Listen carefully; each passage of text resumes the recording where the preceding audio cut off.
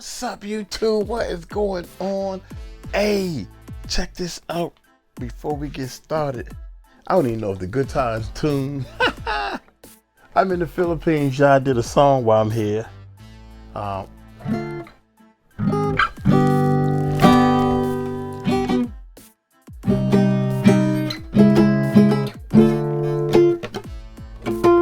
can't hold it.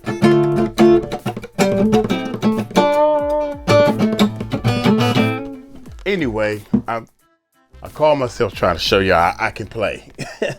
All right, check this out, man. I'm playing this song for two reasons, man. This is a rock song.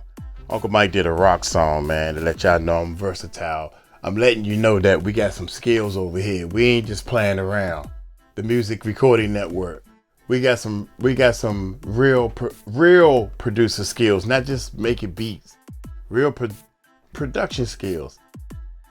Shout out to Uncle Mike vocals. I can't sing, y'all. I can't sing, but I'm producing it and everything, and I'm learning some melodyne and auto-tune type stuff. So hit that subscribe button, hit that bell. Let's check this bad boy out, man. Yeah, here we go.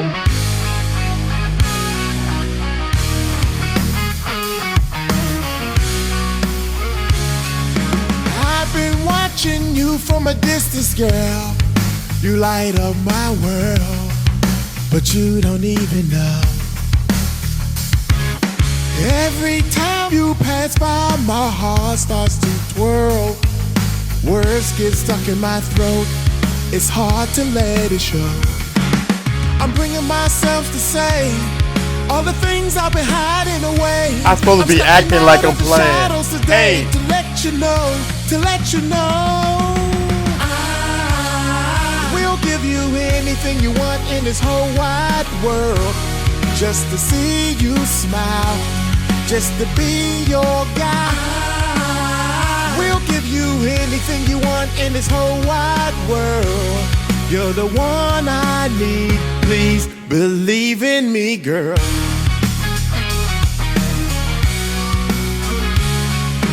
Late at night I dream of you and me. Together we're free, like it's meant to be. But in the light of day I fade away. Can't find the words, don't know what to say. I'm bringing myself to say all the things I've been hiding away. I'm stepping out of the shadows today to let you know, I will give you anything you want in this whole wide world, just to see you smile, just to be your guy. I will give you anything you want in this whole wide world. You're the one I need. Please believe in me, girl. Every moment feels so right when I picture you in my life.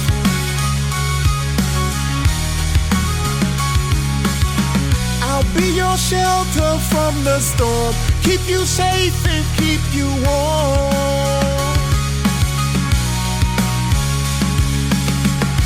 No more hiding in the dark, let me open up my heart. Take a chance on me tonight, I make everything alright. I will give you anything you want in this whole wide world, just to see you smile, just to be your guy. I will give you anything you want in this whole wide world. You're the one I need. Please believe in me, girl. Believe in me, girl. Believe in me. I will give you anything you want in this whole wide world. You're the one I need. Please believe in me, girl.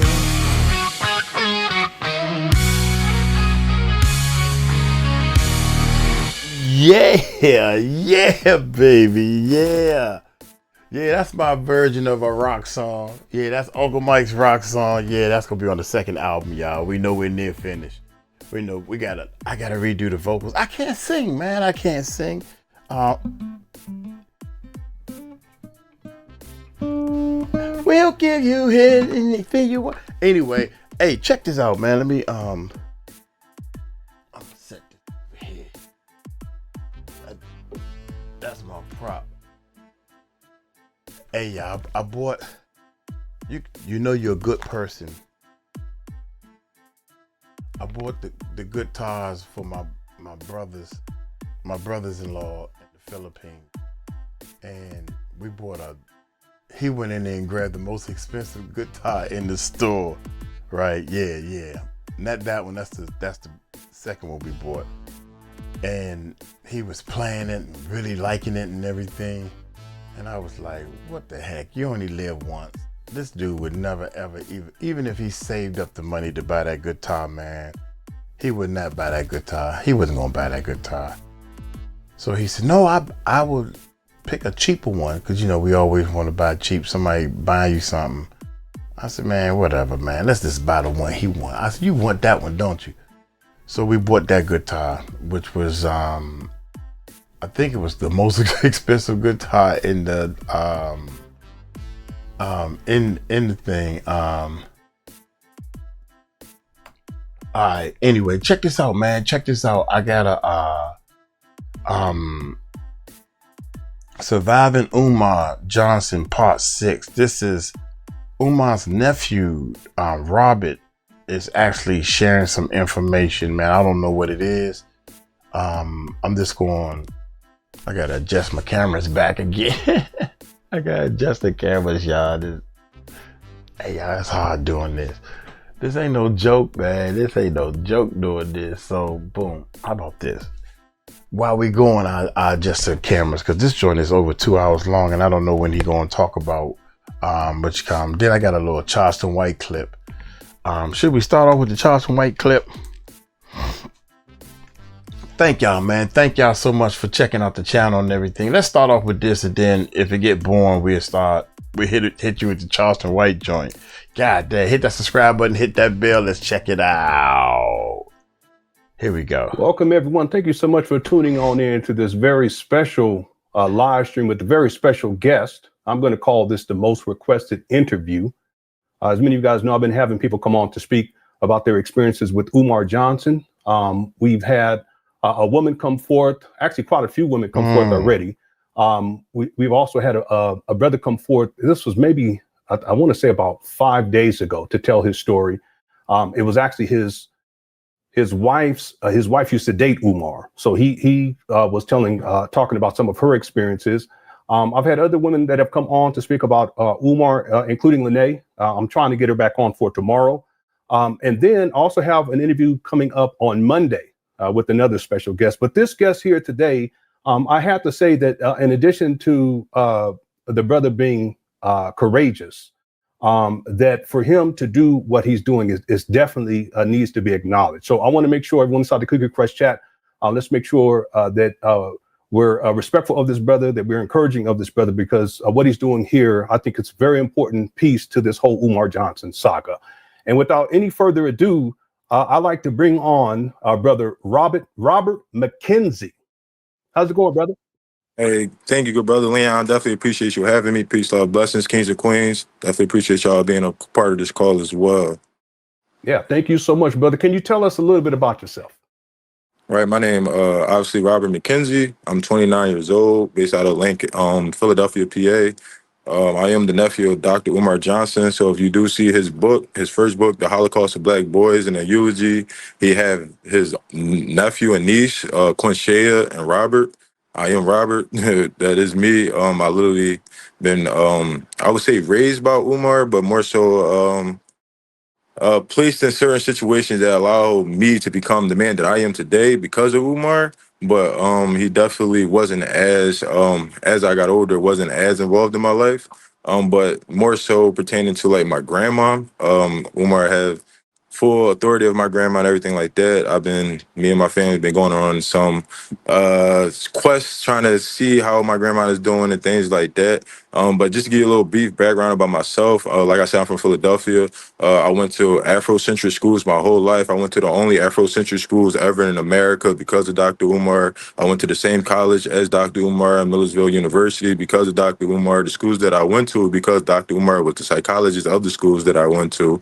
Also, every school that I did went to, as far as Waukesha Charter School, Sankofa Freedom Academy Charter School. These are African American culture schools. I went to a lot of places. To a lot of places because of Umar. Went to a lot of grave sites.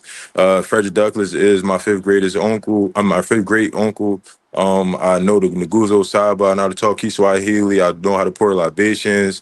Everything that have to do with the people and our people and everything like that, I fully commend it to Dr. Umar Johnson, because the only reason why I'm in it is because of him. He didn't particularly handheld me through it, but he put me around people and organizations and schools and stuff like that that allowed me to gain that knowledge.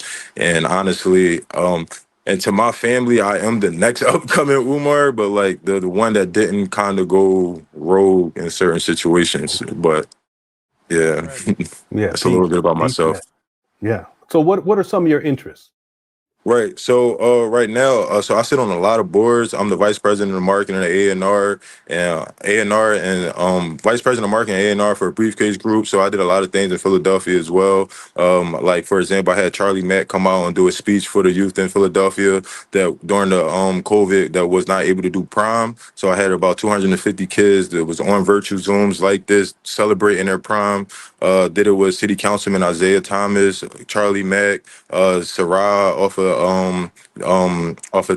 Sarah off of Love and Empire. Also, DJ Diamond Cuts. Also did a lot of things with Quilly and Philadelphia. I did a lot of things with Yaz the Great from the Empire. I did also, when I was 17, I started my own nonprofit organization. So and that was had nothing to do with Umar at all whatsoever. So the fact that me right now, I'm 29 years old, I wanted to open up my own school, but not in that same aspect of the route that he's taking. But when I was 17 years old, I was able to get a $250,000 grant from the school district of Philadelphia by the superintendent the superintendent by Dr. Heights. All this stuff you can look up for sure. 100% 2013. So I employed at 17. I hired my science teacher. I was able to hire over 250 youth. Was able to get my cousin her first job.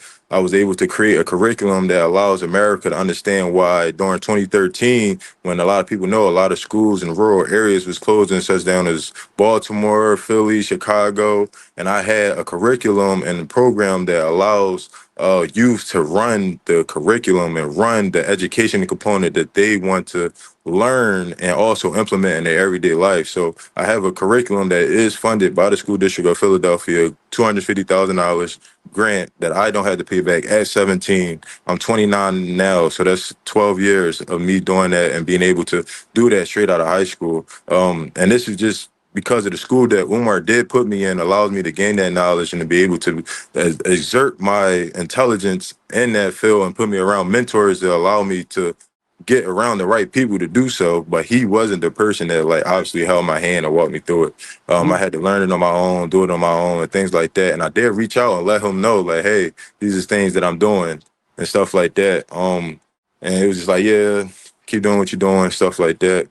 But what got me into Millersville was because of him, because I was the first person to ever graduate from Sankofa Freedom Academy Charter School, which is the Afrocentric school in America. I was the first person to ever graduate, so I made history for that. But also because I started my nonprofit, I made history for that too as well. But I Credibility. wanted to learn being in an all Afrocentric school my whole life, learning about the Nguzo Saba, learning about my art, learning about how to pour libations, learning about how to play the African drums and things like that. That the core values of authentic Afro, African culture, going to like Martin Luther King grave site, Harriet Tubman grave site, Frederick Douglass grave site, going to Africa, doing service action projects and things like that. I've been around black people forever. So me going to Millersville, which is a PWI, predominantly white institution, same college that Umar went to when he first left Philadelphia, it allowed me to be around white people. So that allows me to know how to talk, how they talk, know the lingo that they talk, things like that, X, Y, and Z. So right now I sit on a lot of boards as well. But my main thing, I'm an outreach coordinator for the workforce. For workforce development for Pennsylvania. I had one of the most profound workforce development programs in Pennsylvania right now, currently based out of Lancaster, Pennsylvania, which is a government funded program. So 29, I'm the youngest person doing what I'm doing right now. Have a lot of success, have a lot of stories, testimonials, and things like that. All you gotta do is type in Google Robert McKenzie, and I promise everything that I did definitely will come up. All right. And he said it. All right. Now, have you been in Philadelphia? My man, hey, the way he speaks and the way he talks about all the stuff he did and saying he can look it up, credibility. His words are credible because he's giving credit where credit due. He gave Dr. Umar credit. I'm not here to just bash him. I'm here to tell you the truth. I'm here to say good things about him, and I'm here to say bad things about him. That's when you know somebody is credible. Your whole life? Yeah, my whole life. Yep. Born and raised. Okay. And so can you tell us how it is that you're related to Umar? Right, yeah, so his mom, he's my uncle. So like literally my mom is his sister. He's my mom, older brother. His father's his father, Jamal Johnson. I look like Jamal Johnson. I'm literally like the only one that got Jamal Johnson eyes. So like I'm literally the mix of the two. But yeah, so my mom is his younger sister. He's my oldest uncle. So yeah, that's how we related. Yeah. And when was the last time you spoke with Umar, your uncle? Directly, I'll say like 2023 with my whole grandma situation, trying to figure out like, hey, what's up? Um, he brung my grandma out here to Lancaster. One of his favorite Chinese spots in Millersville is Chang's. It's not there now no more. Shut down, but he brung my grandma up here. He came with her to see me. It was like close to my birthday. He a Leo. I'm a Leo. His birthday like August 7th or 8th or something like that. My birthday August 14th.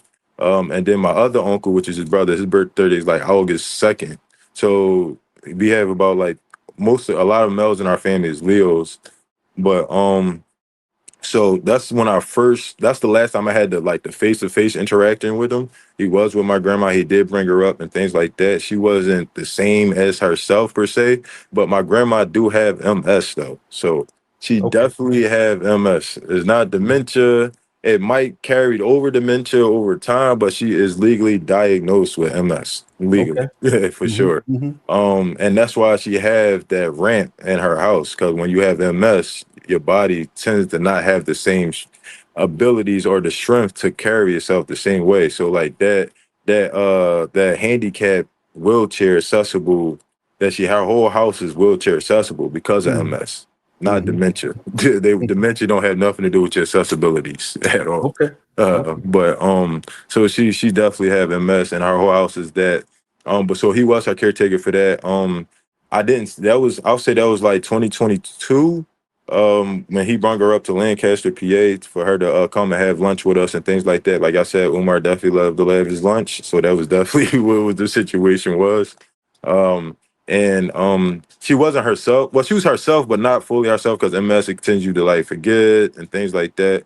But the next time after that was on a live per se. Well, no, just texting him. I would text him like, "Hey, this is what's going on within the family. Like your brothers is going through this, family going through that, just regular stuff." Sometimes he was like, "Dang, nephew, I'm sorry you had to go through that." And that's after, like I said, after we see my grandma and stuff like that. So I thought he was like on a good accord.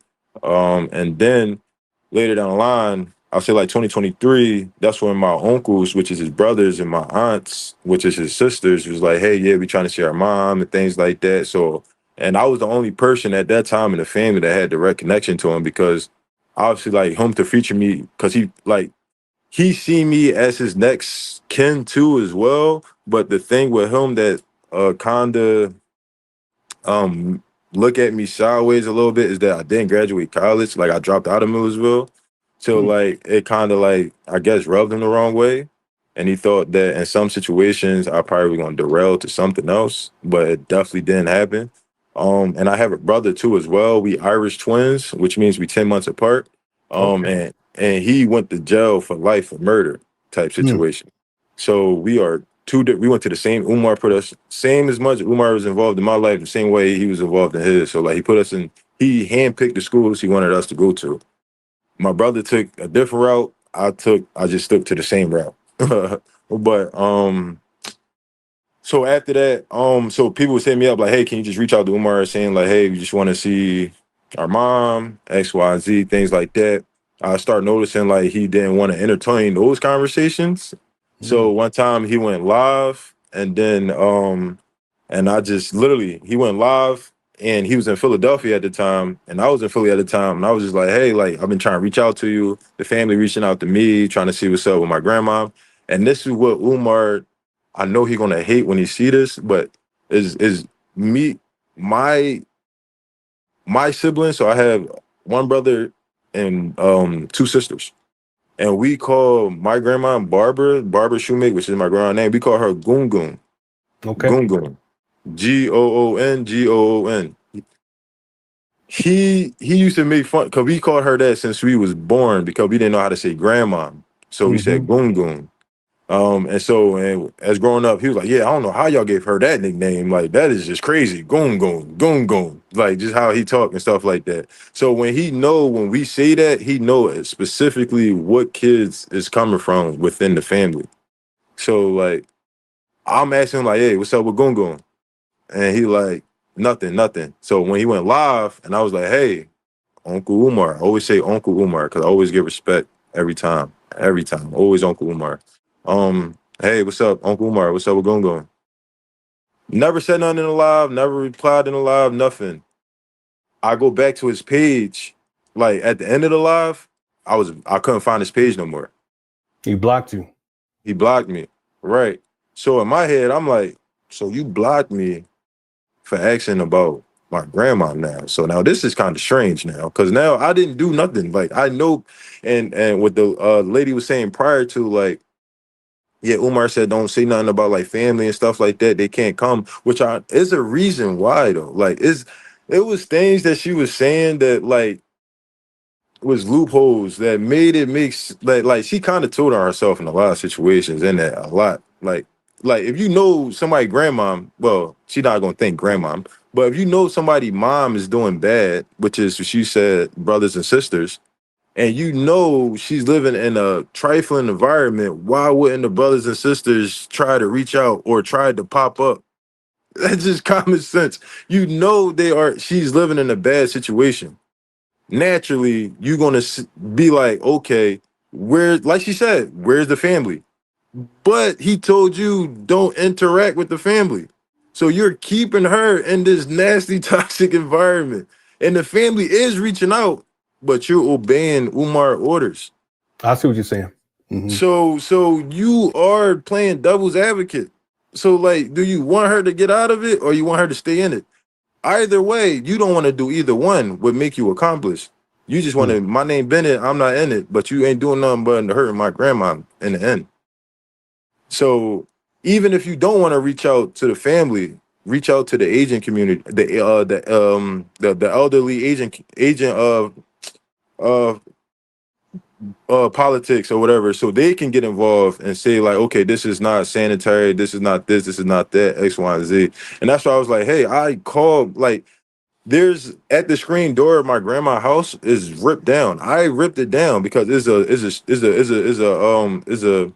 like a fire safety barricade type screen door, and then it's Mm-hmm. the actual door. And the door Mm-hmm. is a metal door, and that metal door was a fire safety door. Because when you have a housing authority at home, it's certain the doors had to be a certain material because of the safety measures that had to goes into the fire and things like that. And then it was the storm door, which is the something that had to happen in Philadelphia for the safety of elderly, because those doors is almost unbreakable in certain situations. So the only thing I could do in that situation is rip the screen door down so that I can knock directly on the actual door rather than the screen door. Mm-hmm. If- So So you actually went up there and knocked on the door? yeah, I banged on the door, climbed the fence. It's like an empty lot right next to it. Climbed Mm-hmm. that. Couldn't get in. Waited there for hours. Things like that. And then and my uncles too tried. So like my Yeah, uncles when did was this? When was the last time you went up there to try to see your grandmother? the summer of 2023. Okay. Yep, this is all the summer of 2023. But before that, I tried to like 20. This is hitting home because I got a great aunt who helped me in the music business so big, and for some reason she had some guy trying to take over her house. And right is right, wrong is wrong. When you know you right, you would do things like breaking the law. I broke in the house. I'm banging on the door. When I bust the door open, the alarm went off. And what you supposed to do? Run? Yeah, that's right. Get the alarm going off. The people called. I, I'm talking to the people. Yeah, I broke in the house. This is my aunt's house. This is my aunt's house. Call the police. I'll sit here and wait till the police get here. Let them know I broke in because something ain't right. I'm trying. I don't mind going to jail for something I believe in, baby. So you're right, brother. You 100% right. I like that. I like that. You break down the door. You do whatever you want for grandma. Grandma, if I end up in jail because of grandma, then I'm happy to be here. Last time you went up there to try to see your grandmother? The summer of 2023. Okay. Yep, this is all the summer of 2023. But before that, I tried to like 2022, tried all year. Winter came, slowed down. 2023 came, tried again in the summer. So I got connected with so I have a lot of elders in the community too, for sure. Like from the Freedom School movement and things like that, NAACP, all those same type people that Umar is connected to. And they helped me too as well. And they was like, hey, yeah, these are the people to call, people to contact, things like that. And everything just kept getting to a standstill. We found out like to the last person that was the like the general manager of the CNAs, well, the home health aid company, that person wound up getting fired. So they didn't have a person that I could contact until they hired a new person. And the Mm. person that was on her case before, they somehow got fired or quit or something like that. So it was a lot of things that I seen it was a lot of dead ends because somebody disappeared.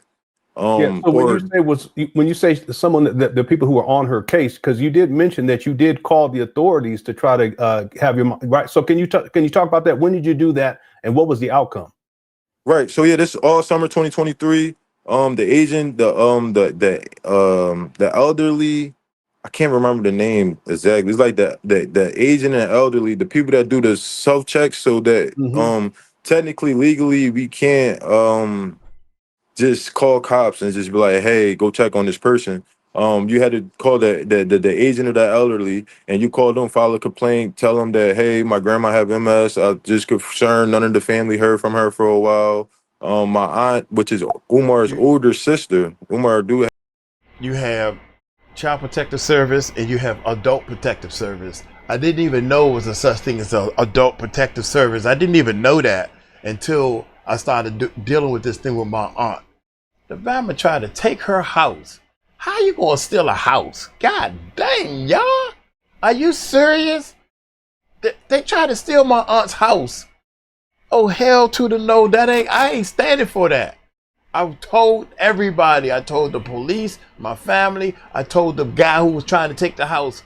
I will be up here every day until this matter is solved. And I took my tail up there every day. Don't play with me. Don't play with me.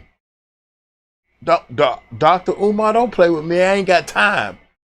I'm doing these videos to let people know you got your cousin, you got your little nephew Get him, nephew. I believe him way more than I believe you. And he ain't even start talking yet. Shoot.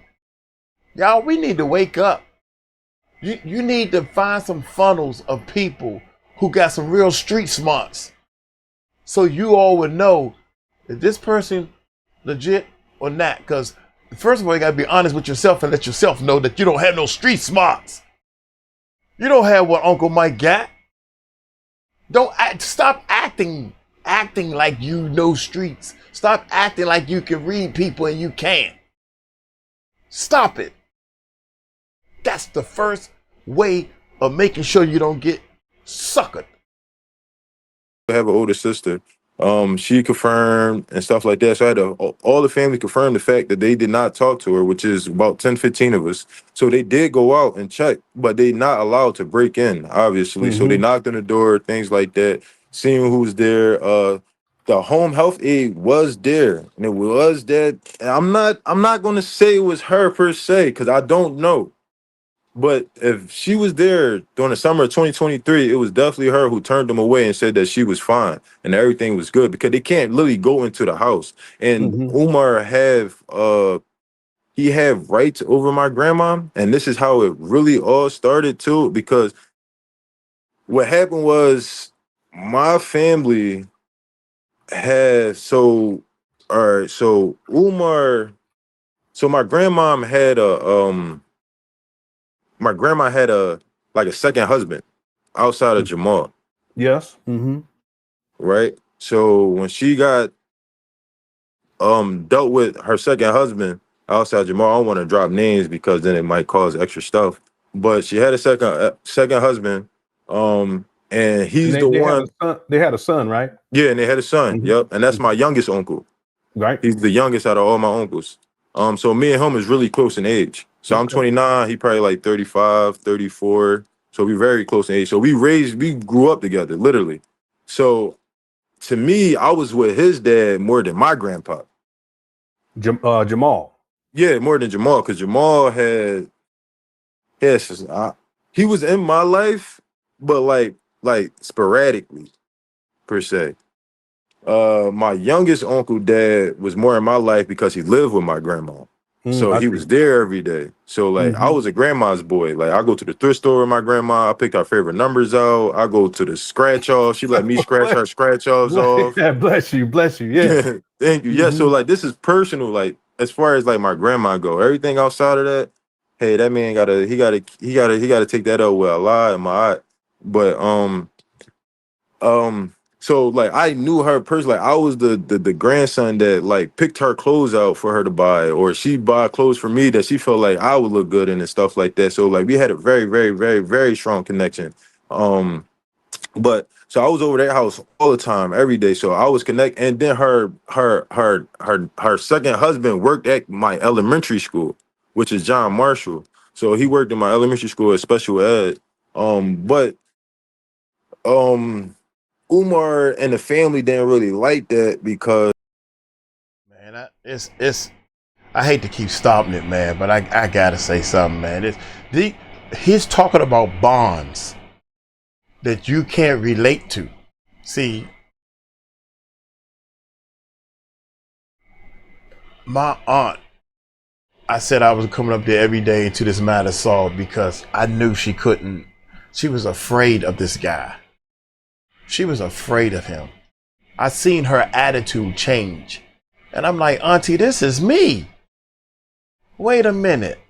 She was telling me little things she don't like that he's doing. But she was afraid.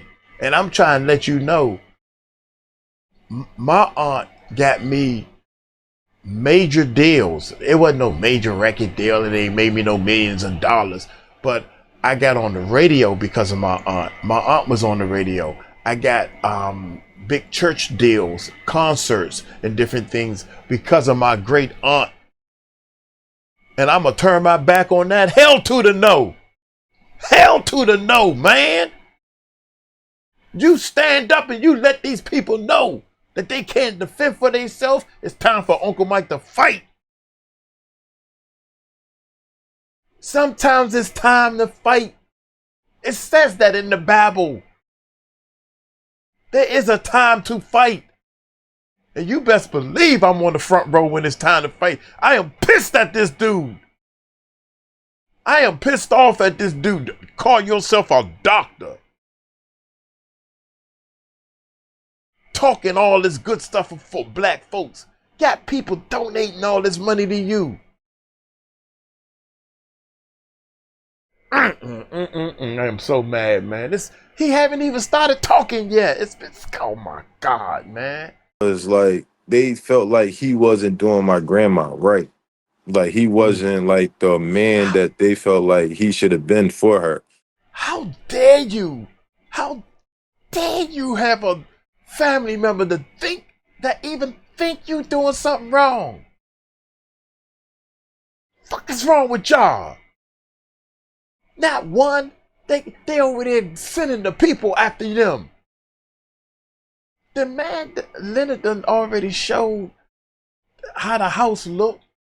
And I'm sitting over here saying to myself, damn, I take care of my mother. And when I get back for home from the Philippines, I think we need to hire a maid or somebody to help clean the car. Because I ain't doing it. Apparently, I'm not cleaning up nothing. I'm doing videos. So I need to hire somebody to help my mother clean up and do the dishes and do whatever the stuff she's trying to do. There comes a time in your life when you got to bow down and say, I need help right about now. Oh my God, my bad, y'all. Let's play the video. So like he was doing things on the side that like just like guys on the street, like we know like the word talks and it gets back around. It might not get back to the lady, but it's gonna get back to the man. Okay. Can you give me an example of what you mean? So like just flirting with other women, interacting with other women, having work relationships with women, things like that. That they wasn't really fun upon, or a lot of people in my family, like all my uncles say, like, yeah, Goon Goon, which is my grandma, Barbara, she was like the lucky, she was in North Philly, like all the guys knew her as just like a horseshoe. Like she just played the lottery, she just played whatever she had to play, and she won. Okay. And she wins. Like that's all she does. She know how to read the numbers. She's know how to play the scratch offs, and that's what got me into it. So and they felt like he connected himself to her for that because somebody told her second husband in the community, like, hey, you need to be connected with her because she's gonna help you get out of the situation that you in. Meaning who needs to be connected to her? Her second husband. I got you. Okay. Yeah, her second husband. Because what happened was, because obviously she was married to my grandpa, which is Jamal Johnson. Jamal Johnson got married to his wife that played for the first woman. She was the first woman to be a scoring champion at Penn State, first black woman to be top scorer in Penn State. So he left my grandma to be with her, left my grandma, and they had twins and stuff like that, which are my aunts too. Those are my aunts, the twins, and a bunch of other. But and left her with the boys and all the other kids and stuff like that. But so they definitely felt some animosity against my grandpa for sure. So like all like barber kids hate Jamal. Just because of that. Just because of that. So the fact that my grandma was with her second husband my whole life, so I'm 29, so 29 years at least. And he was doing the things that he was doing. A lot of people said that he was doing drugs. Her second husband was doing drugs. She was doing things that wasn't being holistic. And as my grandma is, she don't do drugs. Like the lady said, she don't smoke, she don't drink, she don't do nothing. Her only bad thing she did per se was gamble, but she won. so it was like she really wasn't like she was good, and she was my grandma. I'm 6'2". Every man in my family over 6 feet. My grandma is like 5'10". My grandpa like 6 foot. She's a nice black brolic predominant woman. Like she Mm-hmm. don't really the way that I know my grandma, and then she was saying like, oh, she probably been touched before, things like that. No, my grandma is like one of them down the south women. Like, you not doing none of this to me. My grandma is a clown. She will curse you out. And I'm talking about when I was a kid. This is like 15 years ago. Like me at 12 years old, 15 years old, my grandma cursing people, like cursing crackheads out in Philly. Like, hey, what the fuck is wrong with you? Get away from me. Like, just literally cursing, making jokes, literally like a whole like a personality for sure. And she don't do like gays. Like that's just not her thing. So like That's not her. women, Mm-hmm. that's not her at Mm-hmm. all. At all. Men on men, women on women, or women looking at her like she don't play that at all. So now her being at a point, right?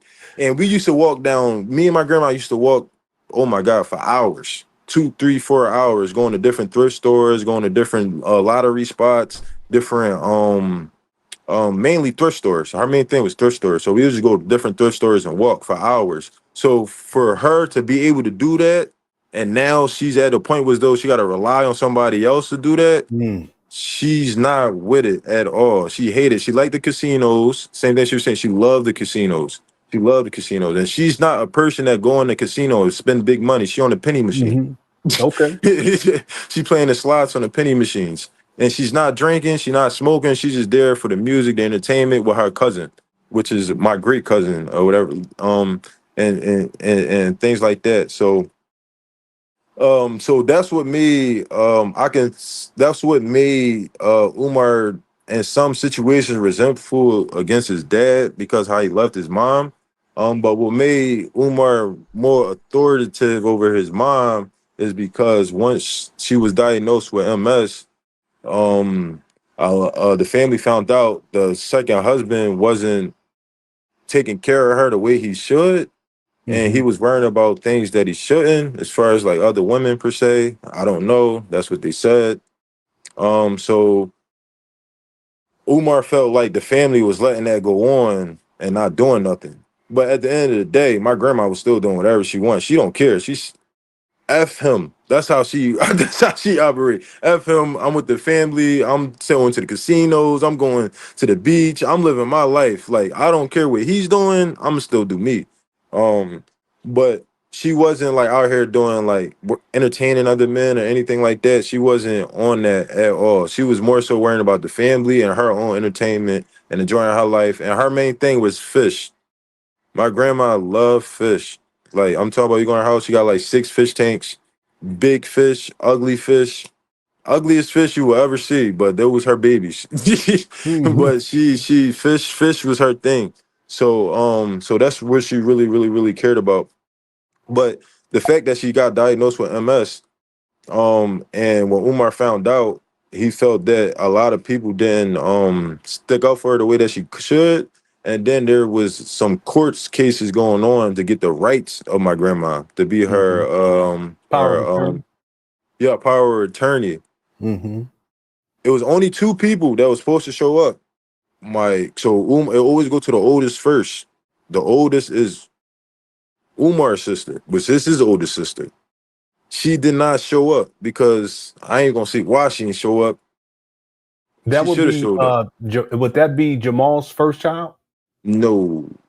Okay, so there's another because I was looking into this. I want to ask how much older is Umar's older sister than him? I say like so. All right. So his older sister is all right. So it's by my step grandpa basically. So I don't know how that happened though. So I guess my grandpa was with my step grandpa first, and then I went mean, back you to mean your my grandmother? grandpa, You mean your and then grandmother was with your step grand? Yeah. Mm-hmm. and Yeah. then went back to my grandpa, and then went Mm-hmm. back to my step grandpa Mm-hmm. type situation. Because my oldest aunt is not my grandpa's child. It's not Jamal's child. It Right. is my step grandpa's child. And my step grandpa, I didn't know he was there before my grandpa. Yeah. Yeah. Until I started doing the age. And I'm like, oh, how you older than Umar if Umar is my grandpa's child.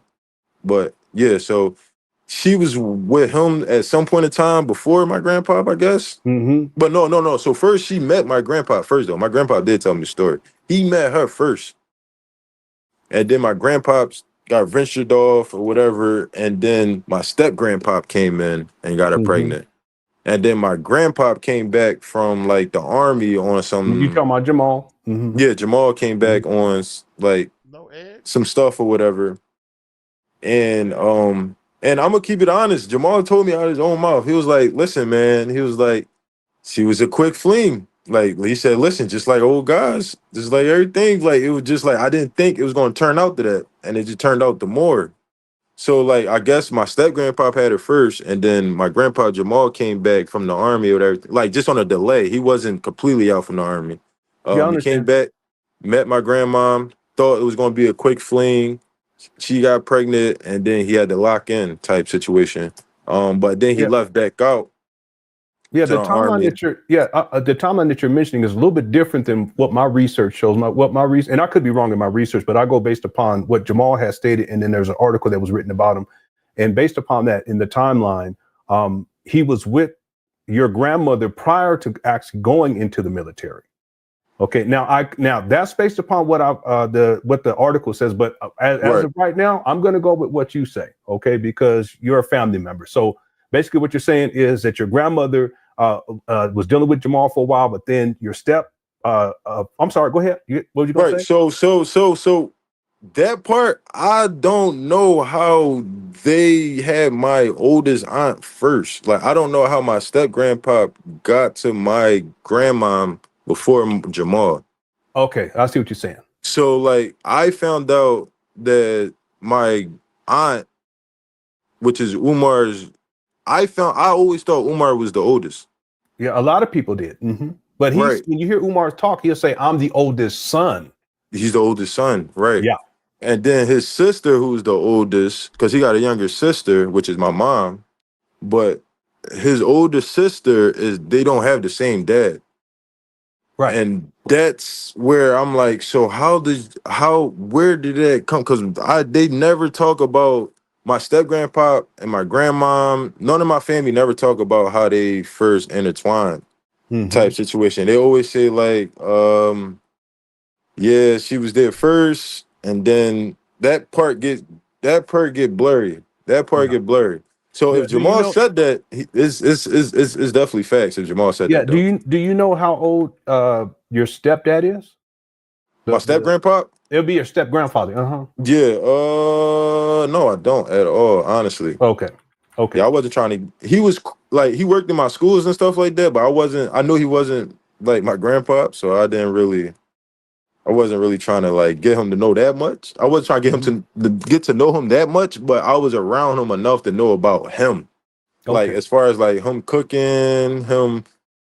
like cooking pineapple upside down cakes, him drinking Heinekens. That was his things. Those his things. Yeah. Real quick, let me just let people know inside the chat room that this is Umar Johnson's nephew, because there are people who came in a little bit later and they're wondering. So this is Umar Johnson's nephew. Also, I just want to say I offered to put his Cash App up here, and he's declined. So I just want people to be aware of that too. He says he's not on that, that he's doing this because it's the right thing to do. And I much respect to you for that, brother. If we can go back to one of the things you were mentioning, you were talking about, I'd asked how much older is Umar Johnson's older sister? Do you know how much older she is? She's I think like 4 years. I think she's like 4 years, 4 or 5 years older than Umar. Okay. Daggone that. I didn't know that either. Daggone. So they had oh my goodness. That's messed up, man. Shout out to the brother, man. Robert, shout out to you, man. He said he didn't want to put his Cash App up because it's like a thin line between, trying to raise money. You can put my Cash App up. Put my Cash App up there. I'm just joking, man. Here we go. So you sure that's his sister? No, that's definitely his not sister. an aunt. No, yeah, that's not his aunt. No. Okay. She's the oldest because she was the person that was supposed to get authority because She was supposed to be the what was the word you said again? I'm sorry. The Power of attorney. power of attorney. Yeah. So let's go through that. She was supposed to be the power of attorney, but she didn't show up because what some stuff that's her business. That's what she got going on. That's her. Mhm. But she felt like it was more important. So the next kin is Umar. So when Umar came, he shut everything down. You He remember shut what year everything. that was? You remember what year? 2023. I'll say like 2020. Okay. I'll say like 2020. Because during that time, my little sister, so my little sister was my my grandma caretaker. Mm-hmm. So so before he started Before. getting all the women, my sister, and this is where my mom got into it, and I got into it, and all my uncles got into it. So outside of Umar, his brothers got into it. So, and this is why he told her, don't let none of the family in. So my sister was my grandma caretaker at first. At first, my sister, my youngest, I'm 29. So My so sister he right was. now is I'm 24. sorry. Okay. So he was telling the younger sister, who was the caretaker of your mom at that time, not to let anyone in. No, he wasn't at first. So my sister, which is my grandma's granddaughter, so she was just like, hey, you can take care of Gungo and make sure she's fine. Cause we already know what Gungo like. We know the things that she want to do, stuff like that, X, Y, and Z. So she was fine with it. It got to the point when he realized that my sister was letting her use like the phones and letting people come over and talk to her. He was like, oh wait, no, we're not doing that. They wasn't there for my mom when your step grandpa was treating her like trash, or when when yeah, he was like, yeah, they wasn't there helping her when your step grandpa was treating her like trash, and they wasn't there when they had to get like the power of attorney. But it's like nobody can be there except for the oldest. It goes down. So the fact that the oldest wasn't there, he tried to hold everybody accountable for it. But he was saying like my step grandpa wasn't really taking care of her good enough. He wasn't washing her. He wasn't really doing nothing for her. He wasn't really worrying about her and stuff like that. And that's why he got my sister involved. And my sister was like, hey, yeah, I'll take good care of her, everything like that. And he kicked him out. He he kicked him out. But this the thing though. So it was my uncle living there, which is my step grandpa's son. Mm-hmm. Okay, which is my that's which, which is I my got youngest uncle. So Mm-hmm. he was living there. My step grandpa was living there, and my grandma was living there. The room that Umar is in, right? Because it's it's 2 rooms. Upstairs. Mm-hmm. Yep, there's only 2 rooms upstairs. My grandma got MS, so the steps is made wide for wheelchair accessible. Everything is long halls. So it's a bathroom downstairs, it's a bathroom upstairs. The room upstairs was my youngest uncle's room, which is Umar's room now. So my youngest uncle was there, and my grandma, her step, and her husband was there. And when Umar came, he kicked them both out because now he had the power of attorney. And then he had my sister come in, told her to not have these people back in here, things like that, X, Y, and Z. One day, my sister called my grandma, which is 2023, and that's what like bubbled things up.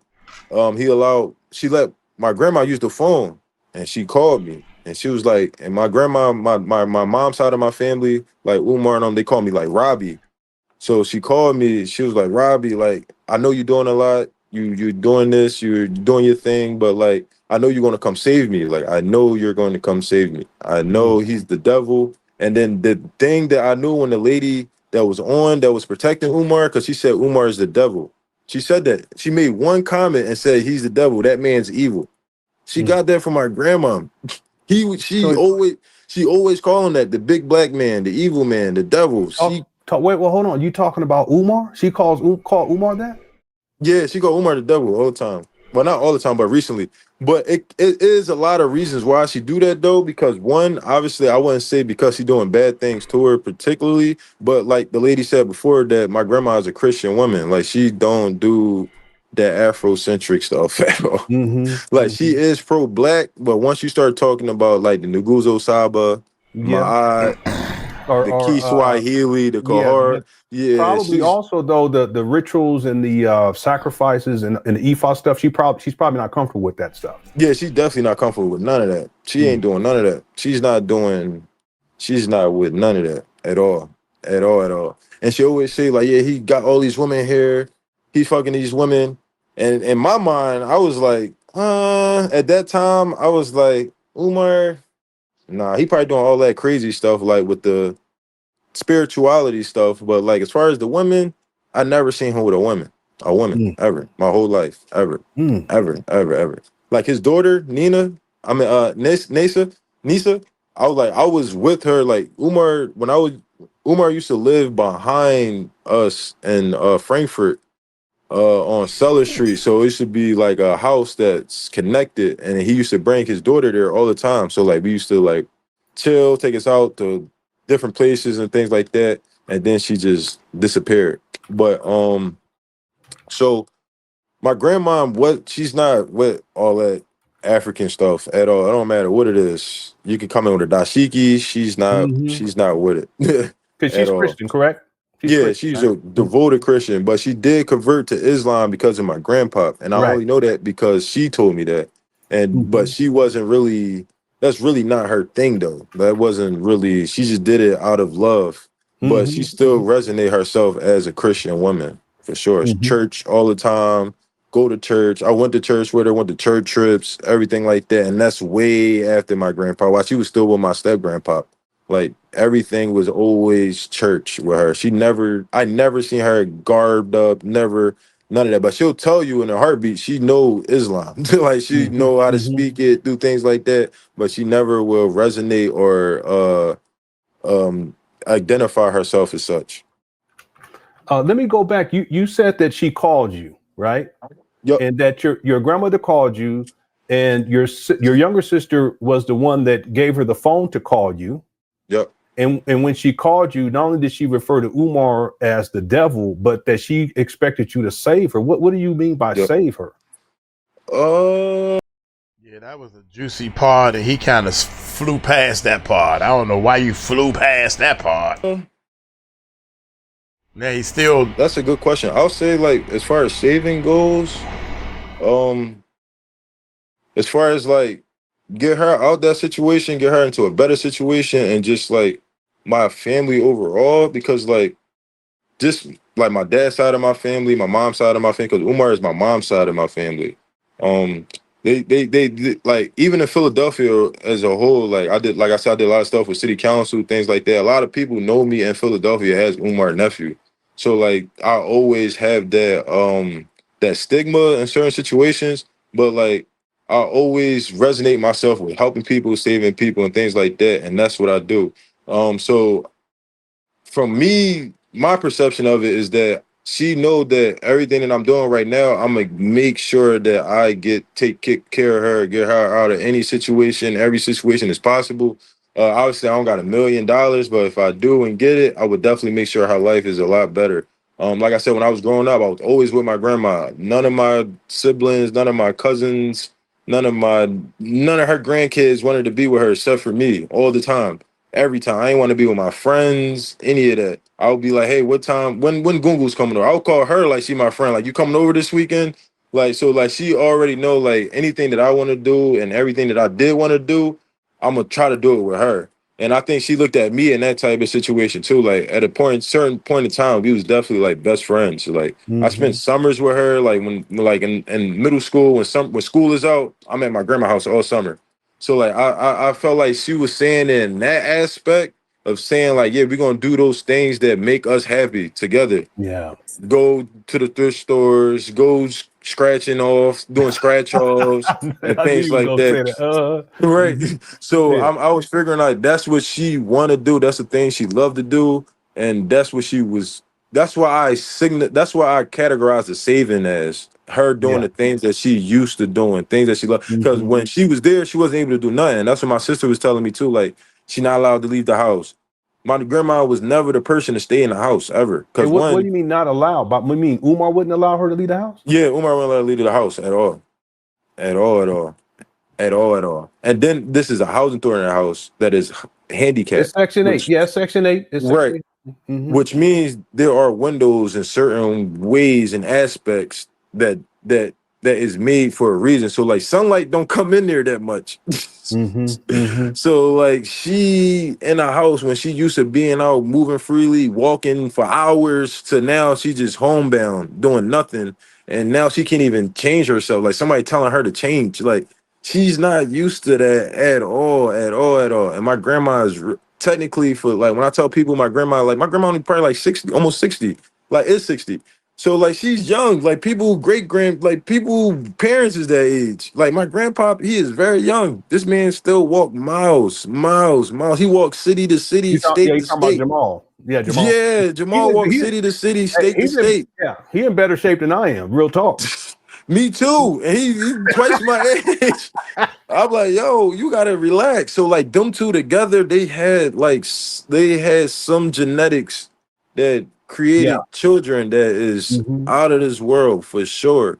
But So yeah, it why is is it that your sister, your younger sister, just didn't keep taking care of your grandmother? What happened? right because once Umar started finding out that she was allowing people to call her to talk to my grandma, or my grandma can use her to talk to other people, and that Shut that down. it was one He situation. shut that down. That's Umar all. cursed my sister out, call her all types of bees, all these type situations for allowing my grandma to talk to people. And this what made Umar be like, yo, nobody could come here and stuff like that. And that's when he officially moved in.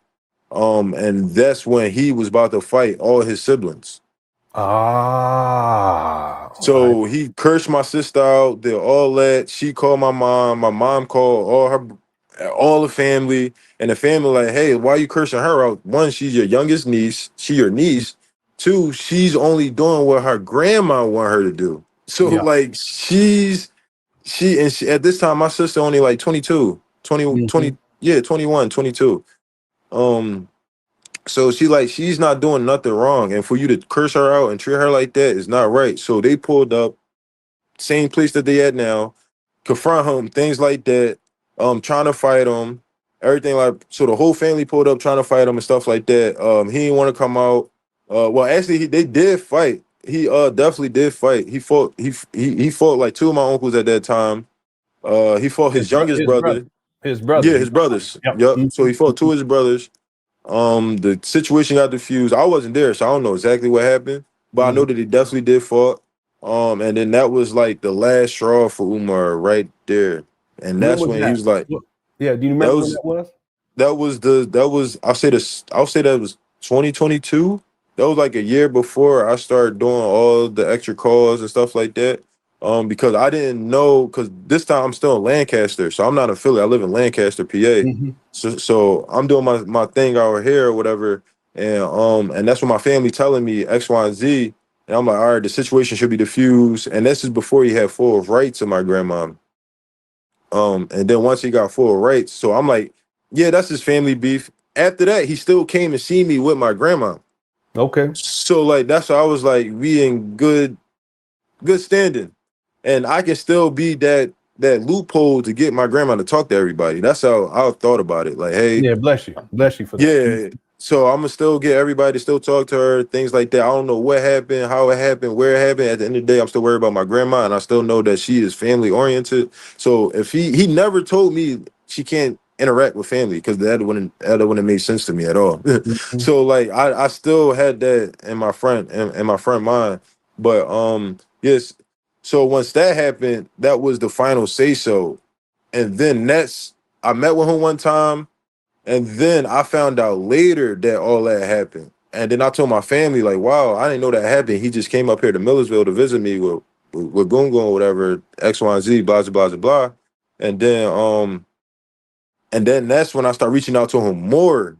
Cause then I'm like, oh wait, so the family asking about, but I didn't tell him all that happened because I knew that would have like rubbed him wrong way. So I was like, hey, people asking me about Gungo, they want to see her. When is the good time to come? Like just regular cordial conversation. When is a good time to come there? What time? Things like that. X, Y, Z. No response. No response. No response. No response. So I think he knew that I knew something that I probably shouldn't have known. Like, oh yeah, something happened. Like, why he asking me for the family to see her? So him not responding kind of probably raised up the red flag that I knew something.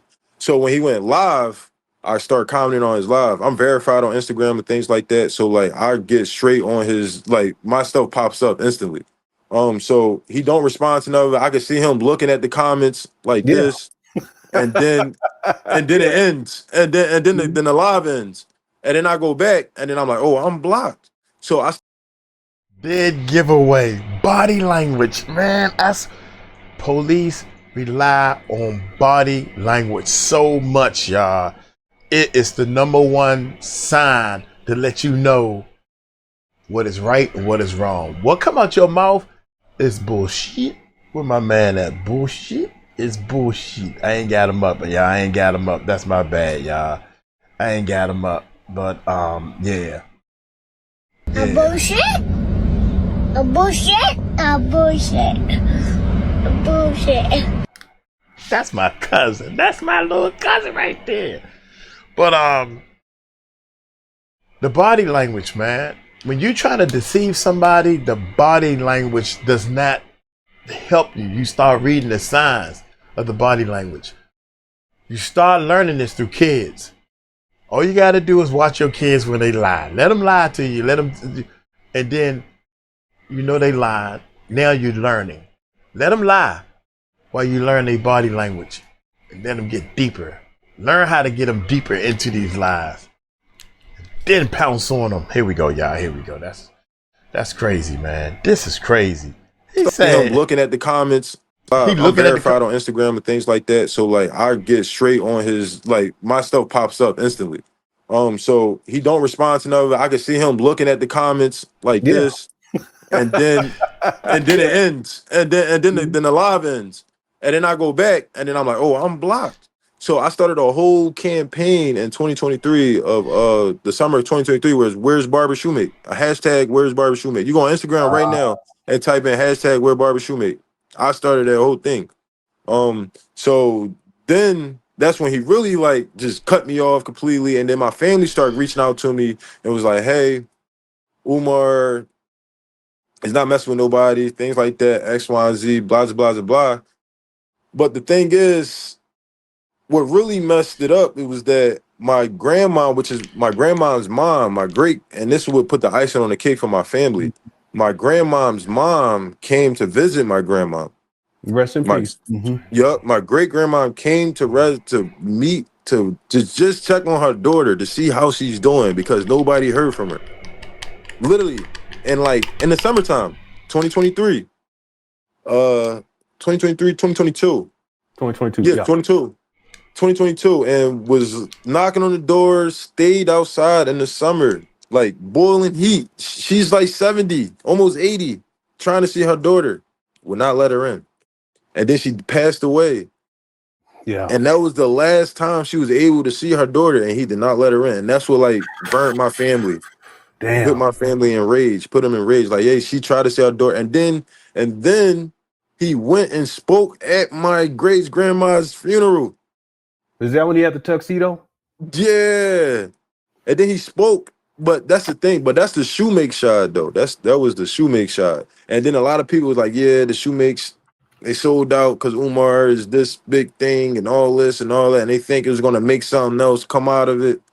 And it wasn't. And he's still on the same thing. So like it's certain things in the family, like certain, like it's just our people, man. Sometimes people clout chase, and that's like I'm not really for none of that. Like his daughter and her situation right now, I don't know if you've seen it. They said she was dead, now she's alive. Like I don't got time for none of that. Like I got my own careers, I got my own mind, my own intellect, my own income. Like I don't need no clout, I don't need no recognition. I just need my grandma. That's it. Like that's I all. got you. Yeah, and I'm hoping that this will help with that process. You said so your Umar's younger sister, which is your aunt, was taking care of your grandmother, which No, is my sister, my sister. Oh, Which your is, sister. yeah, my blood sister, okay. which is his niece. That's his niece. I got you. Yep. Wow. So he called her a B? That's Yeah, he called his niece a his B. own. Yep. Okay. So your niece is taking care, initially she's taking care of your grandmama. Umar, at a certain point, when he finds out that she's letting other family members talk to your grandmother, what did he do to her? He ends up kicking her out? Yeah, he just wound up saying like, yeah, you fired, because that was her job. Like, she was getting paid to do that. So that was her job. Was she considered to be the primary caretaker at that time? No, she was just Umar was still she wasn't. Wait a minute. He said niece. I think Leonard meant to say his sister. It's his sister, I think. I got confused, y'all. I'm gonna skip it. Maybe I just need to rewind and At look. that state to have a primary caretaker yet. Umar was still she wasn't at that state to have a primary caretaker yet. Mm-hmm. So she was just a home health aide. Okay, I got you. Mm-hmm. Yeah, she was just a home health aide helping her. But and that's the thing too, what that lady said in the other interview that made sense, and said that he was working with somebody that had a staffing agency for CNAs and stuff like that. So he probably got my sister to get hired on that to send her specifically to their type situation. But yeah, my sister was just a home health aide, helping her specifically for that. And then once he found out she did that, he fired her, technically, basically. And then that's when he started hiring outside the family and things like that. And that's when my grandma started saying like all these women and things like that. But his younger. Yeah, don't lose your thought. His younger. So what year was it that he basically fired your sister, which would be that was like 2020. Niece? Yeah, 2020. That would be like 2022. Okay. Yeah, continue. Yeah. Yep. And then I say a little after that, his brother, his younger brother, not his younger brother that got the same mom and dad. Mm-hmm. So he got two younger brothers. Well, no, he got three younger brothers. Well, no, four. He got four younger brothers. Mm-hmm. But three of them had the same dad. One of them don't. Yeah. So one is Jamal, three from Jamal, and then one from I got you. Yeah. Right. Yep. So the three from the three that's the youngest from Jamal went to the house, kicked the door in, and would try to fight Umar. And Umar pulled a gun out. And he was like, "Oh, is you going to shoot me? Shoot me," type situation, which Umar didn't do, obviously. But when she said that he had that gun on the nightstand and stuff like that on the dresser, it was because his younger brother threatened him and was really on that. And he know, like, his younger brothers, if you ever look at any shows that Umar had in Philly, his younger brothers was the security guards. Oh, okay. They was the security guards. So when she was like, yeah, they was asking for money and things like that, because one, Umar probably definitely owed them money for doing security. For sure. Mm-hmm. He definitely owed them for money for doing security. And two, it's like what younger brother was too, because they all in different states of their lives and stuff like that. He got a lot of siblings. So like you can't say brother and say all brothers. Like some of us have crackhead siblings, some of us don't. So you gotta decipher who and know, like, oh yeah, that's the crackhead. Of course you're gonna ask. That's what they do.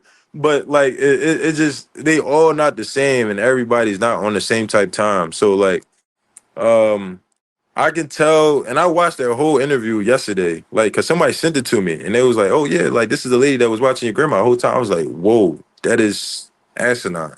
But for her to like turn from and that's where my sister was. She was doing what my sister was doing. She was like basically a home health aide. She was a home health aide.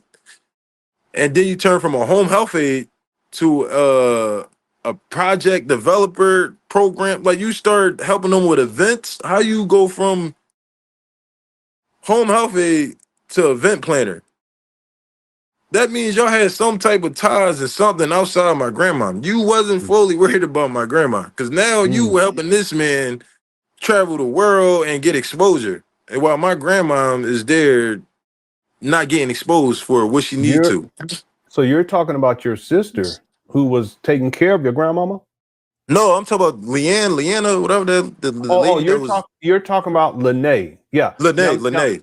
So, but I just want to be clear. When you said that Lene was the person that was turning people away, that wasn't her, because she didn't actually start to interact with your grandmother until 2025. till 2025. So Yeah. when she said that she started dealing with Umar in 2023. Well, no, That was she met my grandma in 2023. no, she didn't. Yeah, no, she didn't meet your grandmother until 2025. What happened? This is one of the stories that Umar is trying to tell, but this is a false narrative. I'm real big on timelines. That's why I'm asking Right. what years. So Lene initially she had an interaction with Umar to have an event for Umar. Okay, this is before she comes out to Philadelphia. This is before she's intimate with Umar. This is before she even meets your grandma. Because meeting your grandma was like the last thing. That was the last thing on the list. So what ends up happening is she does an event for Umar. Umar comes out. He does the event. After the event is over, they're talking, and it's like a year. It's a whole year before she actually starts to have intimate relationships with Umar. Now, what happens is when she starts having intimate relations with Umar, she comes to Philly, but she doesn't deal with your grandmother. She doesn't know about all of that yet. Right. But after a while, that's when Umar asks her. This is later on, even further along in the timeline. He says, "I need help with my mama," which would be your grandmother. So at a certain point, she agrees to come out to take care of Umar. That's in 2025. So I just want you to understand that her interaction specifically with Umar took place before, but she had been dealing with Umar on a professional level for an extended period of time, and then just talking on the phone and back and forth and text messaging for about a year before she became intimate with him. She comes out to Philadelphia. They're intimate, but she doesn't see your grandmama, doesn't interact with her at all. It's a little bit later on in that process wherein Umar finally asked her to come help. And that was in 2025 where she finally comes out to help with your grandma. Okay, that makes sense. So I got it confused when she said, good brother. Body language. I'm trying to tell y'all. The whole time Leonard was talking, his body language went into learning mode. I'm in learn mode. I'm going to shut up. I'm going to listen. A lot of people, especially in the streets, but first of all, they are so quick to cut somebody off. Let them completely finish. Educated. Very educated also. I'm going to wait. I'm going to get comfortable. Because this story he going to tell me, it's going to have a lot of parts, and they're going to slowly but surely start fitting together.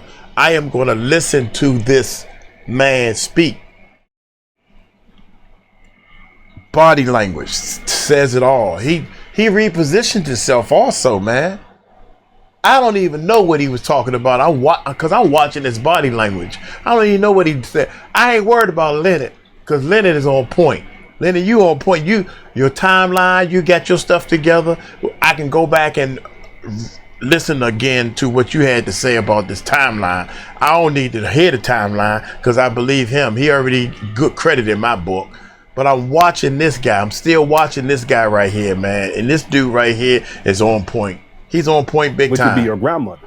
So at a certain point, she agrees to come out to take repositioned care of himself. That's in 2025. So I just want you to understand that her interaction specifically with Umar took place before, but she had been dealing with Umar on a professional level for an extended period of time, and then just talking on the phone and back and forth and text messaging for about a year before she became intimate with him. She comes out to Philadelphia. They're intimate, but she doesn't see your grandmama, doesn't interact with her at all. It's a little bit later on in that process wherein Umar finally asked her to come help. And that was in 2025 where she finally comes out to help with your grandma. Okay, that makes sense. So I got it confused when she said, I thought when she first started interacting with Umar because her son asked her to start watching his mom.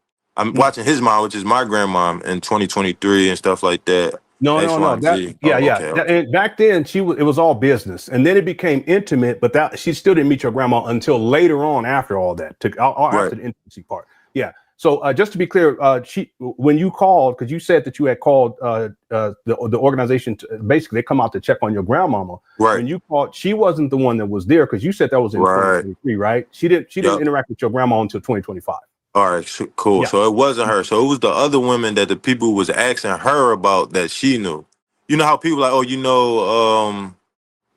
it was asking her about women's names in the chat and stuff like that. That she was like, oh, that's way before me. That's way before me. I don't know how many women. And she was so like, my thing was that Umar and my grandma was saying this too. Like, and I kind of thought her MS was kicking in and stuff like that. She was like, yeah, Umar got these whores watching me, stuff like that, X, Y, and Z. And I'm like, Umar don't really, I never seen him with a girl, like a woman at all. So like, it was hard for me to believe that. But when she said it, how you say her name again? I'm sorry, Lene. Lene. Hmm. And when she said it, I was like, those the women that my grandma was talking about that he had watching her, because she was like, those devils, those whores, those whores, those whores. Well, But She told Lene that she was complaining to Lene that Umar, and this is in 2025, that right, Umar was having all these women coming through, but who knows how long that had right, been going on? Hmm. exactly, and that's my thing. Like, I thought it was just one woman, No, no, one lady, yeah, but it was a hmm, series. It was a series yeah, of them, hmm, hmm, unfortunately. But my thing is that all those ladies, even Lene, they all played a part. Like, if you know somebody's, well, if your job as a CNA is to report those things. If I'm a health inspector at a restaurant and I see you serving a moldy patty, I gotta hmm. report you. Yeah, yeah, yeah. I don't go. Or if it drops on the ground and you pick it Yeah, up, if and, it drops on yeah, the ground, you gotta make the report. I don't hmm, care, like, if you my brother, mother, cousin, sister, brother. Like, that's my job now. You playing with my hmm. clearances. You playing with my stuff. So like, and he know. So for him to have a track record of women that are able to, one, help him with his business and control my grandma, I don't know how he able to manipulate that many women to do those two jobs. Yeah, And but the she thing is, yeah, he's a master manipulator, though. That's the thing about Umar. I've researched this guy and studied him. I'm working on a documentary on his life, so I've That's gone through it. crazy, man. Just to be clear, Lene was not. She's not professional. This is someone that he had intimate relationships with, and he asked her to come and help out with his mom so he can travel. So right. she doesn't hold any certifications for So she care or not no anything like that. CNA, none No, of that. no, She's no. not. No, she's not. And see, what Umar is doing now is he's trying, because he's a master manipulator. He's trying to paint the narrative that she was some professional CNA. No, not at all. That's not even her profession. She's in a whole other sphere. Okay. Now, Mm. let me ask, your sister, was she like registered like a CNA, something Yeah, like that? my sister, yeah, Oh, she okay. went to another client after that. Yeah, she's a Oh, okay. register. Okay. Yeah, I that's see. her occupation. That's what she does. Yeah. Okay. Hmm. Yeah, Lene, she's none of that. So just to be clear, yeah. Right. All right. That makes So sense. That makes sense. if you can continue to go on with this timeline, ultimately Umar, he fires your sister, but then he hires her to help him with, I guess, the speaking engagements. What happens in the family dynamic? I know you said that your uncle came, Umar tried to shoot him, but he decided not to. What happens Right. after that? Hmm. So after that, literally it was just us trying to gather stories, trying to trying to just make complaints and things like that. My family was more so on fighting Umar, trying to get him to let her see her family and things like that. But it been times that my family kind of buckled. So like, his brothers and sisters don't buckle for him at all. But my grandparents, the shoemake side, will buckle for him in certain situations. So Ah. so like, say for example, if he come down and say, I want to do a speech somewhere, they're gonna show up. Even after the situation. Like, even though they all know that our great grandma, which is their grandma, died because not seeing her daughter because of him and stuff like that. They complain, but then when he asked to speak at the funeral, they let him do it. So Hmm. like, certain things is like clout chasing, and certain situations are ass kissing. Um, and that's what, like, it separates the family too now, because then it's like the brothers and sisters is not for none of it at all. But like the great cousins, the great aunts, the great nephews, to me they the greats. They all for Umar and when he's around. But when he's not Hmm. around, obviously it's fuck Umar. But yeah, I'm not really on like here and there, up and down, left, right. I'm more so like just trying to figure out, like, trying to get as much exposure from my grandma and understanding of my grandma as possible. He can feel any type of way about any of this. Honestly, I really don't care, because honestly, I'm my own man. I stand on my own thing, and I have a very, very large following. And like she was saying, he's big on names. I have a lot of names behind me for sure, outside of his. But like, is at some point, like, you can't come at your nephew about asking for his grandma.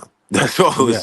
And that's what I just want to get down to. Like, hey man, And let me you've gone, talk to her. yeah, yeah, and you've gone to the residence, right? You said how you went to the residence, but Mhm. you were unable to be able to see her. When was have you ever seen her at that residence? Yeah, I seen her there. I went. Yeah, I was there when before Umar knew she was there. Okay. Yeah, I know. I got pictures in there. I know how the whole house looks. I was there Mhm. when I was there before Umar moved in for years. So it almost sounds like he just basically, once he gets power of attorney, Yeah, he he bullied just his way wants, in. yeah, he wants to control basically your grandma, where she goes, or what she does, who she's interacting with, and then the rest of the family at a certain point just tries to shut you guys all off to where you can't even see her. And right, and my grandma was staying with my mom for like a summer.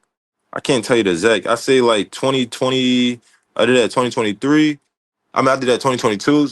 So no, 2023. So I say like 2021. My grandma spent like a summer with my mom in Reading, PA, for a little bit, and my grandma loved it. Like she was just like my mom taking good care of her, things like that, taking her to our favorite places and things like that. And the thing that really like kind of seemed like that triggered things, because one, I don't know, I have no clue, but my grandma, she get a check, she get SSI, so Mm-hmm. somebody got to be cashing those checks. It can't be her because she's never leaving the house. Yeah, at all. So, and then that came up to like a whole ordeal, like, oh, who's because technically when you have that type of unless you are legally disabled and you have government funds that come towards you to keep up with your living, um and if you have the power of attorney, you have the ability to cash those checks and do whatever, That's right. however way you want to do with it. Yeah. So so that was like a red flag for like a lot of my family in a lot of situations, and that rubbed my mom the wrong way. But my mom was like, "Yeah, she don't got to do nothing. Like I don't need her checks, nothing like that." My mom owned her own house. My mom have a very great career and things like that. So it was just like things like that. Like people in my family was trying to help my grandma, but like obviously she can't get power of attorney. She's younger than she got two older siblings, so they get say so over her regardless. Mm-hmm. Um, but and once that happened, my mom was like, "Yeah, I can't really do none too much." And she was like, "Yeah, my grandma is scared to stick up to Umar, but who knows why?" Who's like, it's a lot that goes into it, but it's just that a lot of people just gotta understand, like, me personally, like Umar, he's good for his mental. Like this man mind is on a whole nother level as far as like understanding education and understanding the manipulation of how our people can be and should be. This man is literally a walking brainiac for sure. And then when and then they were saying Umar is not autistic. Umar is not autistic. This man is not autistic. Like I said, he worked in the schools that I went in. He was my psychologist in my high school. He was Mm-hmm. my psychologist in middle school. When I was in middle school, I was impaired with a speech impediment. He got me out of it because he knew that I knew how to speak. Mm-hmm. So he taught me how to speak and things like that. But I went to his graduations. I seen this man. He was always the youngest person ever to get a doctorate, the youngest person ever to get the accolades that he ever got ever in the, I wouldn't say history, but in the understanding that I know and going to the graduations and seeing all these old white men, he was the only youngest person to do it. I went to the Garveyite movements. I went to the NAACP meetings with him. I went there, seen it, lived it, like literally, like that's why I say I know how to talk Kiswahili. I know the Nguzo Saba. Like when it comes to my people and know my upbringing, I never met nobody that knows this. Like I can honestly say what he wanted to be raised like. He tried to put me in that path. He never went to Mm-hmm. an Afrocentric school. He never had no type of Afrocentric Yeah, he upbringing went to at all. he went to a military academy, and then he went to PWIs. Yeah, he The went to thing, just Scotland. yeah, It's called Scotland School. Scotland. Yeah, yeah. But let me just be clear in terms of my research. Umar graduated with the PsyD, which he calls a doctorate degree, in 2012, and he was 38. Did you go to that graduation? No, I ain't go to that one. I Okay. didn't go to that one. Mm-hmm. Nope. Yeah, the Okay. doctor ones I didn't go to. I went to one obviously Millersville. I went to the one after that was when he got his little masters at I can remember. I was like 14. I was like 12. You notice You notice he said when he got his doctor's degree. Did you go to that? No, I ain't go to that one. Yeah, he's still researching. He's still researching. I'm letting y'all know. He's yeah. So he trying to watch. They trying to figure out this doctor degree. What is it all about for real? Because a lot of people saying that. I don't think he a doctor. Yeah. According to my research, Umar graduated with the According to my research, he calls a doctorate degree in 2012, and he was 38. Did you go to that graduation? No, I ain't go to that one. Okay. I didn't go to that one. Nope. Yeah, the doctor ones I didn't go to. I went to one obviously Millersville. I went to the one after that was when he got his little masters at I can remember. I was like 14. I was like 12 at that time. Yeah. Okay. So that was probably 2004. Yeah, like 2004. Yep. Yeah. So that was the Masters of Science. That was at PCOM. PCOM. Yep.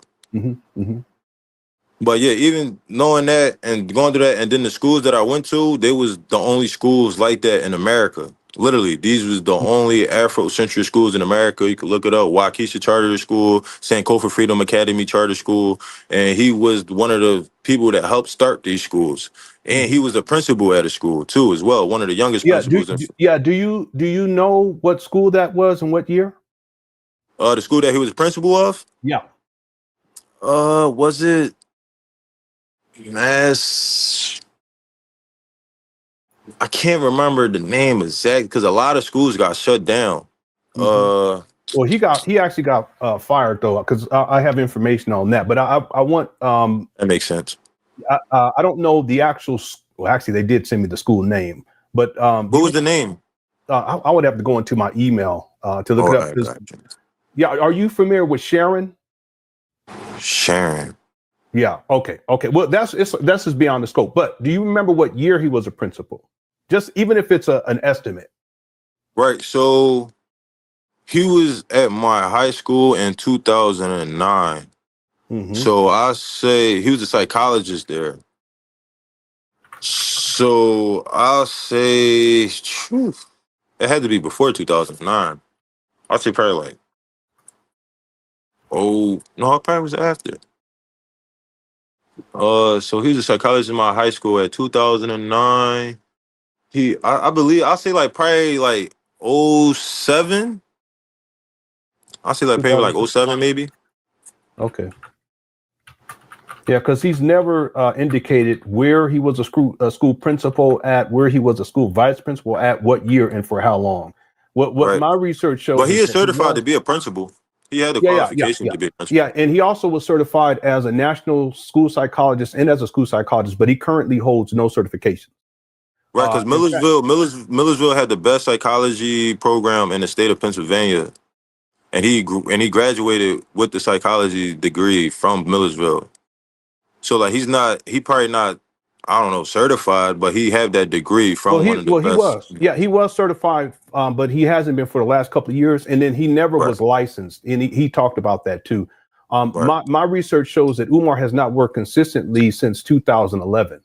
Yeah, I can believe that. I can believe that. Yeah. I think that's when he like left Philly. That's right. Yeah. And he goes into the Black conscious space and he starts lecturing. And so that makes sense. Right.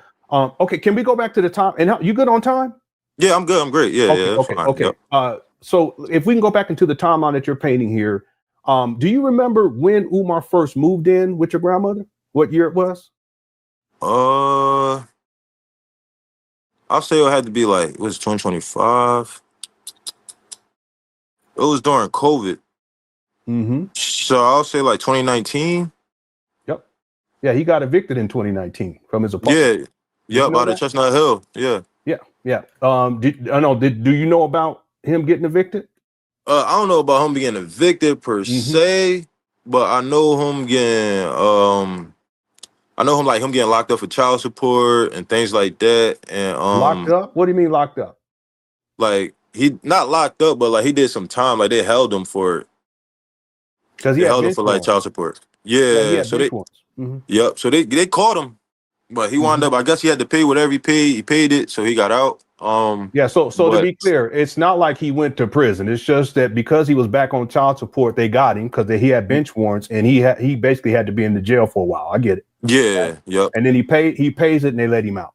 yeah, yep, Okay. absolutely. hmm But yeah, so once he lost that house in Chestnut Hill, that's when like since he lost that, he been with my grandma's ever since, hmm technically. hmm Yep. Then that fits with my research. Mhm. When was the last time your mother saw your grandmother? I'll say the summer of 2021. Man, that's hard, man. Yeah, extremely. And my mom, same thing. Like I said, when I was growing up, I always wooed my grandma, and that's because the relationship that my mom had with my grandma. So like, Yeah. my grandma would be over. My mom don't go out. She not the party to smoke. She not the party to party, drink, and stuff like that. So like, hmm my grandma would just come over, not to watch the kids, but literally to spend time with the kids, like just to have fun, play board games, uh, literally everything like that. And it's crazy because when Lene said that Umar would be doing good as games, because his brothers and sisters is all gamers. Mm. Like his mom is a gamer, but What do you she's a mean, gamer? board gamer.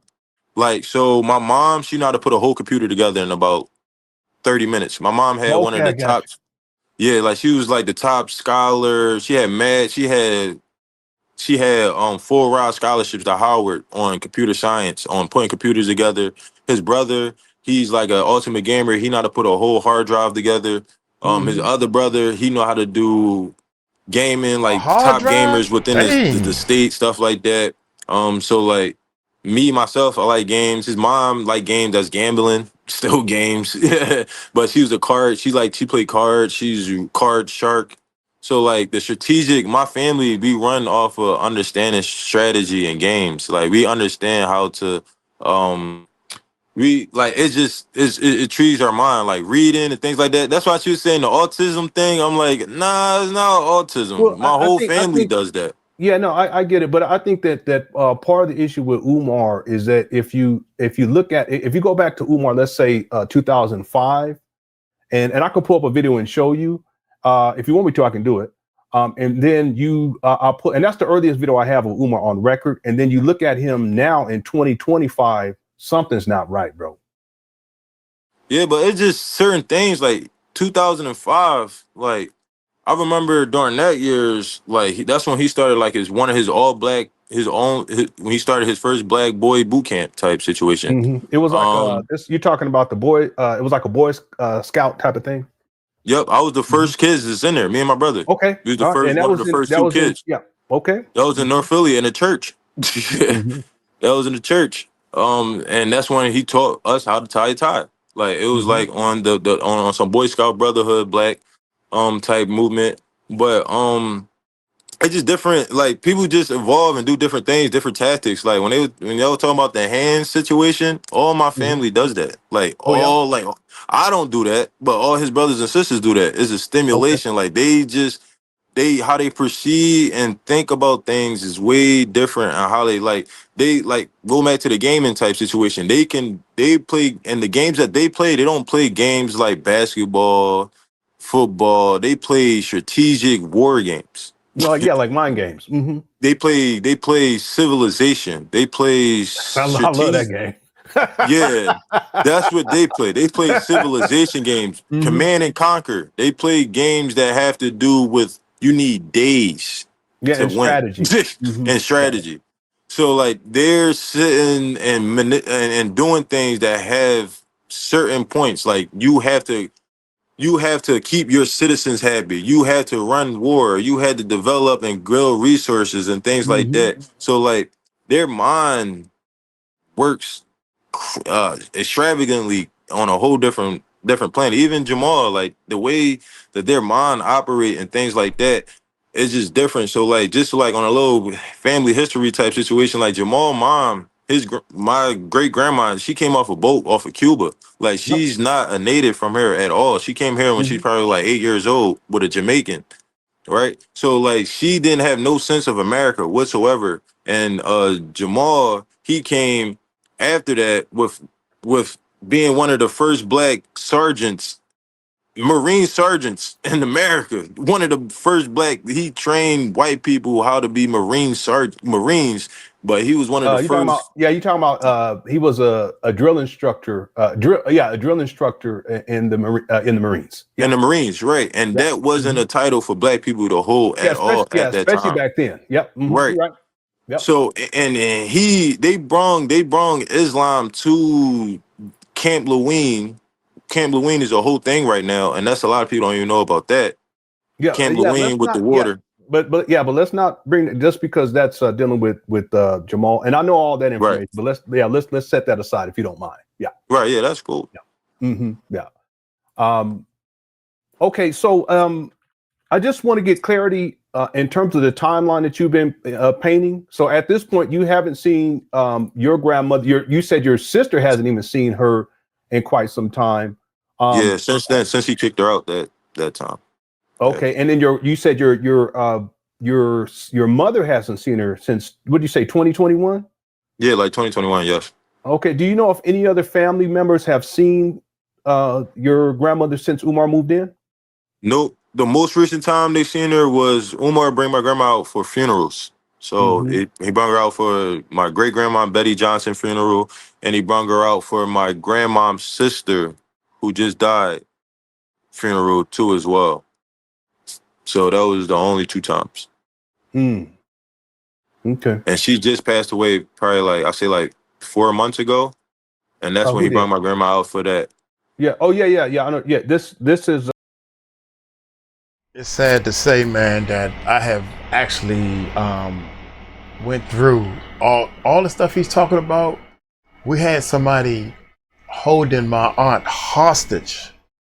I can't believe this, man.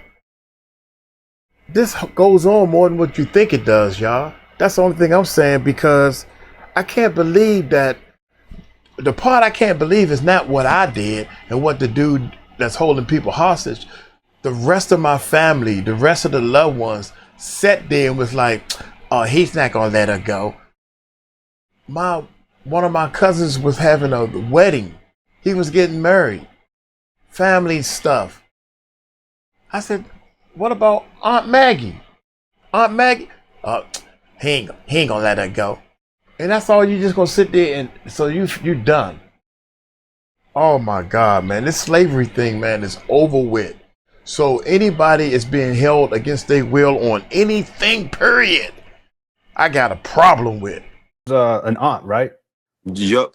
Yeah. I got a problem with it, man. It's So- my grandma's so- sister. She looked just alike. They looked like twins. Yeah, that's Practically. what Lene said. Yeah. Let me ask you this. You've called the authorities to try to get some intervention with your grandmother's living conditions, and you said that they did send someone out, but they were turned away. Do you know if any other family members have done that? Yeah, they said they have. But they didn't really get like no feedback. They didn't get like no callback, anything like that. It was more so like they sent them and then they ain't hear nothing back. And then to me, they recalled me back and said, hey, this was the situation. Somebody did answer the door. They said that she was fine, stuff like that. So I was adamant enough to get some type of feedback from the authorities. My family was more so like they was adamant too as well, but like the fact that the authorities just left it how it was, they left it how it was too as well. But I was getting feedback from them a lot. But yeah, so it wasn't since I say for the last 2-3 years, nobody heard nothing, seen nothing since the most recent funeral. And even after that, she was like smiles and things like that, but her MS, so like she can't really talk, she can't really see. I mean, she can see, but like things get blurry, stuff like that. So like she's not all the way there, but she had some sense of happiness of being around family, but it wasn't like nobody can have any type of one-on-one interaction with her at all. At all. So it was still manipulated within the environment. Yeah. So why do you think Umar did all of this?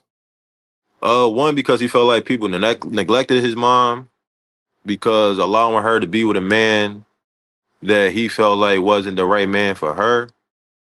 Hey, to each his own. As we know, women gonna do what they want to do regardless. They're gonna be who they want to be with regardless. So it's neither who you wanted her to be with or not. She been with this man longer than I was born. I'm 29, so I can't know what like she's gonna be with him. So that was one. And also I feel like that was like just all my brothers. I mean, all my uncles and aunts and stuff like that. They look at my grandma as like, which is their mom, as everything. They don't really give too much to their dad. So like obviously Jamal, they don't really mess with Jamal at all. So it's just only their mom. Hmm. So like for him, it's like, yeah, this is all I have. And obviously Jamal don't care at all in any shape, form, or fashion. Yeah. If you don't mind, I have to ask about that because Jamal is aware of what's been happening. Hmm. Yeah, Has he know. to the best, He yeah, to know. the best of your knowledge, has he done anything to help your grandmother? Nah, no. He don't he said, man, that's crazy. I just hope that she fine. I hope y'all he give good, like sincere, feedback and responses, but he's he's I feel like guilt make you tilt. So he know with whatever they went through before I was born, eats him up a lot. Yeah. So like he knows like he do he don't do nothing, but I can tell like on past conversations that he do care, but like it's just too far in the deep end.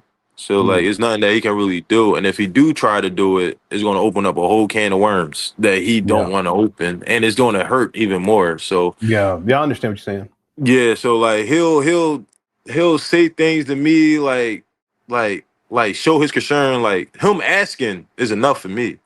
Because Mm. when I was growing up, he'll never ask about my grandma. Because he Mm. had his whole situation, she got her own situation. So like it was never him asking about my grandma and her asking about him. It was never it. But since this situation, he showed some type of concern, but like he Mhm. don't want to get involved. So Yeah. that allows me to know like he do like he cares, but like he know his butt so much. Honestly, he can really do. Yeah. Okay. There were some questions from the chat room. If we can take those before we do that, let me just ask a Yeah, couple of things. absolutely. Yeah. So Umar has, I don't know if you know this, but he has 3 baby mamas. He only claims 2. Yeah, yeah. Okay. Have you met any of the? 3 hours. Man, hold up, man. I'm gonna have to cut it, and we're gonna do another video. But dude, I have been into situations. Let me turn this off, man. My bad, y'all. It's too hot. It's too hot in the Philippines. I've been in situations where adult protective service. I didn't even know it was a such thing as adult protective service because somebody is taking advantage of adults. I would never in my life take advantage of anyone. That's the part that kills me, man. It's the body language. Every time I think that Dr. Umar has got to his lowest, it gets lower. So y'all stay tuned for part 2. I'm gonna start part 2 up right now, man. Y'all hit that subscribe button, hit that bell, take a like, take it slow, tell them Uncle Mike told you so. Peace out, man. I think the nephew, Mr. Robert, I think you are legit. It's very seldom I'm wrong. And this guy, man, you can check his credentials and everything, man. I bet you any amount of money. Both of these guys are 100% legit. And so far, Uncle Mike has been 100% right. Y'all take it light, take it slow. Tell him Uncle Mike told you so. Peace out. I see the arrow now. I see that arrow. It's supposed to be going up, though. I can't make it go up, though. Peace out.